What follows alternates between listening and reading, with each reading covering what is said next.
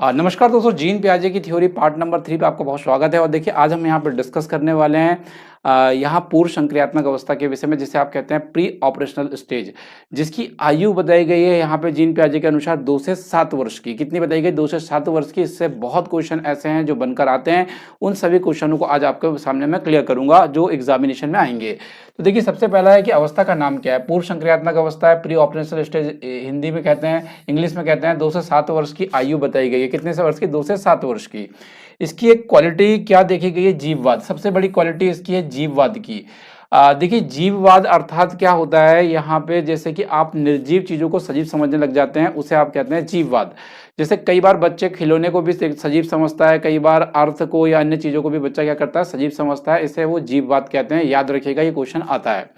दूसरा क्वेश्चन आता है अहम केंद्रित या आत्म केंद्रित। इसके ऊपर भी आपने देखा होगा। अहम केंद्रित, आत्म केंद्रित मतलब होता है खुद पे केंद्रित होना, अर्थात दूसरे के दृष्टिकोण से कोई मतलब नहीं होता। जैसे बच्चा होता है, उसको दूसरे से कोई लेना देना नहीं होता, उसको उसकी मर्जी पूरी होनी चाहिए, उससे मतलब रहता है। उसको दूसरे का क्या फायदा हो रहा है, घाटा हो रहा है, उससे कोई मतलब नहीं होता। तो इसे अहम केंद्रित भी कहते हैं, खुद पे केंद्रित हो जाना। इसमें क्या होता है? इरिवर्सिबिलिटी पाई जाती है। इरिवर्सिबिलिटी मतलब अपलटावी। अगर हम लोग दूसरे तरीके से कहें तो पलटावी का गुण का अभाव होता है, और अगर अपलटावी का गुण पाया जाता है। ये ध्यान रखने वाली बात है ना। यहाँ पलटावी अगर लिख दें हम, तो पलटावी के गुण का अभाव होता है और अपलटावी के गुण पाया जाता है। अपलटावी क्या होता है? जैसे कि ये रिवर्सिबिलिटी नहीं जानता है, मतलब वर्ब से ही पानी बनता है, पानी से वर्ब बनता है, वही रास्ते से स्कूल जाना है, स्कूल से घर आना है, ये बात इसे पता नहीं होती है। ध्यान रखिएगा, ये चीजें आपको क्लियर होना चाहिए। दूसरी बात, क्रमबद्धता हो गया, वर्गीकरण, संरक्षण, इन सब चीजों का अभाव होता है। इसमें एक बड़ी क्वालिटी देखी जाती है केंद्रीकरण की। कई बार ये क्वेश्चन पूछा जाएगा, इसमें से केंद्रीकरण की क्वालिटी किस आयु में जीन पियाजे के अनुसार देखी गई है? तो आप कहोगे सर पूर्व संक्रियात्मक अवस्था में। केंद्रीकरण किस में पाया जाता है? पूर्व संक्रियात्मक अवस्था में। याद कर लीजिएगा।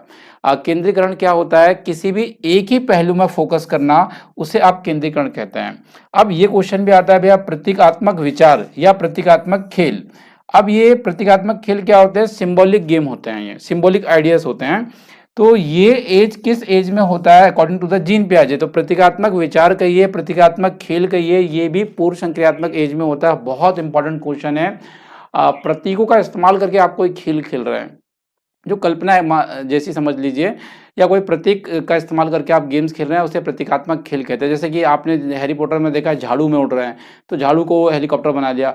या कुछ बच्चों ने पत्थर मिट्टी रख ली है और वो सब्जी वाले बने हुए हैं, अब वो यहाँ पे भिंडी बेच रहे हैं पत्थर की जगह, तो पत्थर प्रतीक हो गया भिंडी का। ध्यान रखिएगा।